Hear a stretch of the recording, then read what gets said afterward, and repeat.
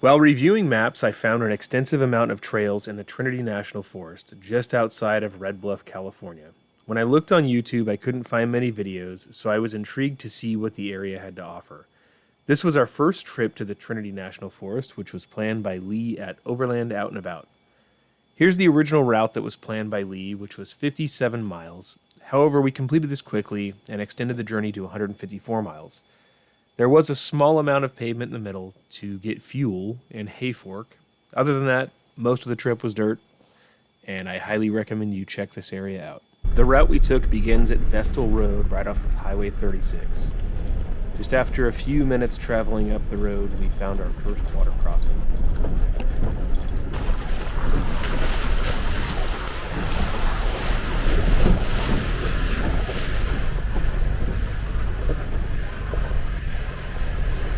Further down Vestal Road, the terrain began to change. I was slightly concerned about the Touareg ahead of me, which was being driven by our new friend Gary. However, all of my doubts were short-lived. I wasn't sure if it was Gary's skill or the capabilities of the Volkswagen. Either way, by the end of this trip, I was thoroughly impressed.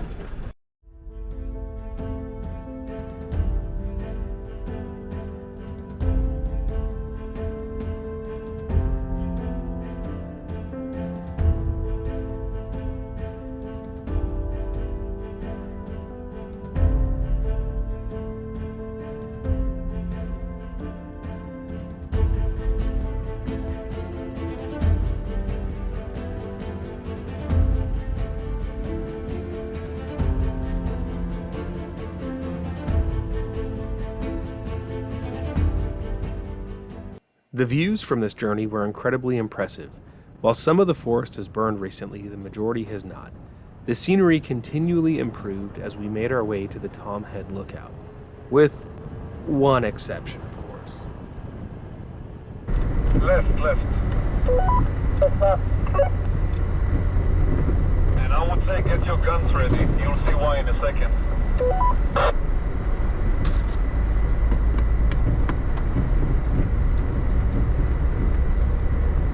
You guys remember the movie Deliverance? I think we're driving through that. Oh, wow. Yep, looks nice.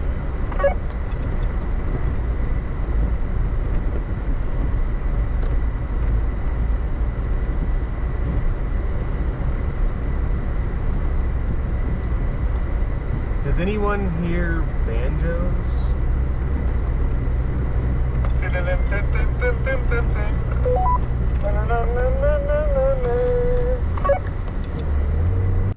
After a few more miles, we reached the Tomhead Lookout, and the view was absolutely worth it.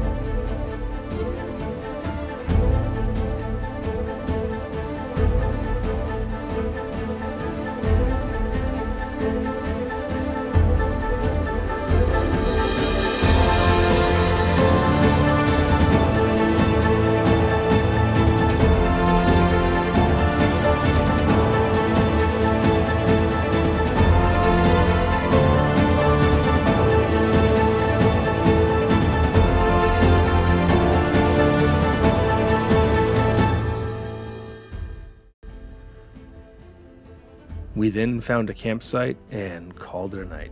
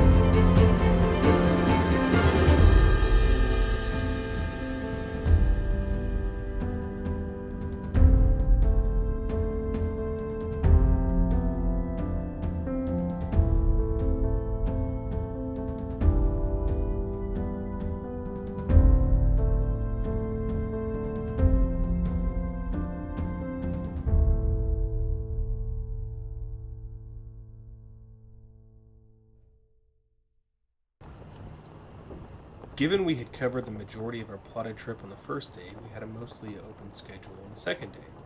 We set our sights for a lookout named Pattymocus. However, this lookout had a locked gate, and the hike was more than we wanted to take on, so we shifted our focus to another lookout named Knob Peak. Close it to the gate, assholes.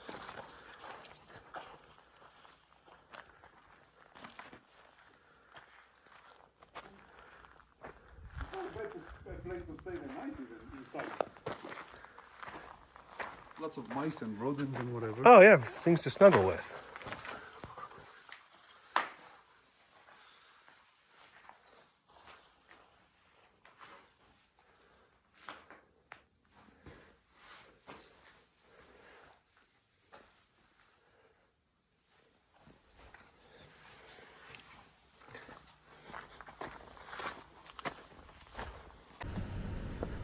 After leaving the Knob Peak fire lookout, we were all in need of fuel, so we set our bearings to the town of Hayfork. The quickest way to town was on a highway. However, Lee found a trail for us to take instead. Come to find out, this trail is called 13 Dips, which is the exact amount of water crossings we had to make, along with a few other obstacles along the way.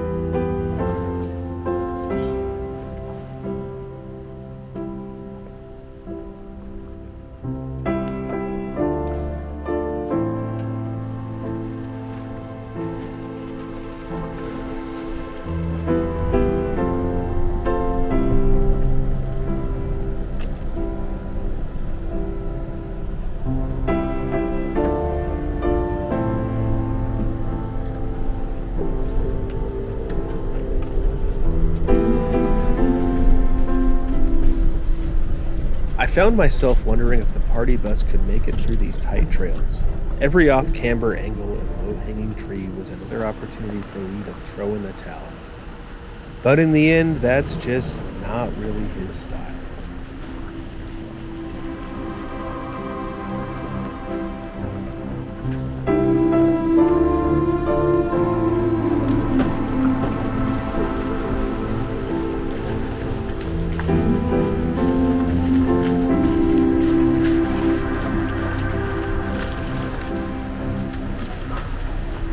Meanwhile, the Volkswagen behind us just kept pushing on, making me question if having 35-inch tires and front and rear lockers was really necessary.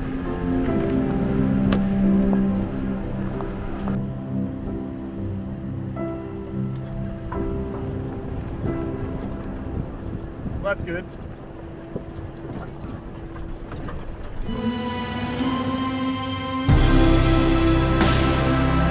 Turn, yeah, I can see. Lead, passenger. Okay, straight. Good. Keep going.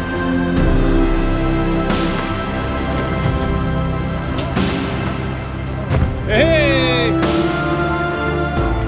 We made it to Hayfork, filled our tanks, grabbed a burger, and headed out to Plummer Lookout.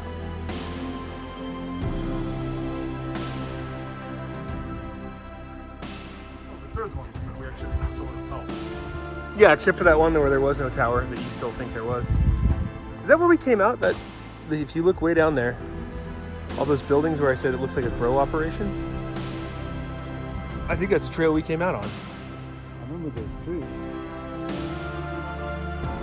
Those trees.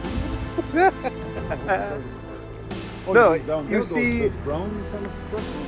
No, right here. All those like hoop houses. Oh, was faster?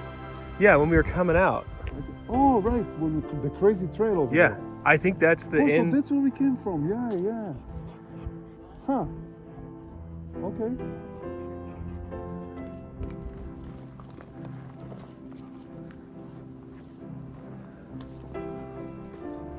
We then headed down in search of a campsite. Approximately 1 hour later, we found ourselves on the Bear Wallow Trail, which turned out to be a nice place to camp, which had amazing views. There was a strange rock formation, however. There's always something interesting to be seen on these trails.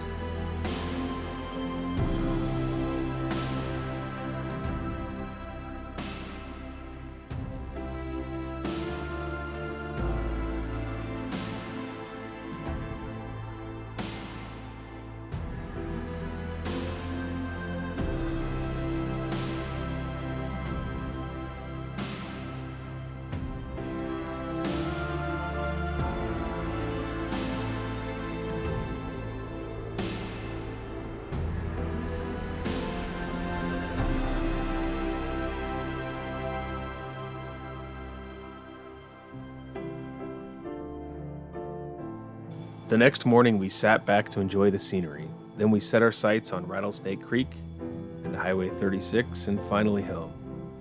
This was a great trip, and for me, the area is most definitely worthy of subsequent visits, and I am excited to return.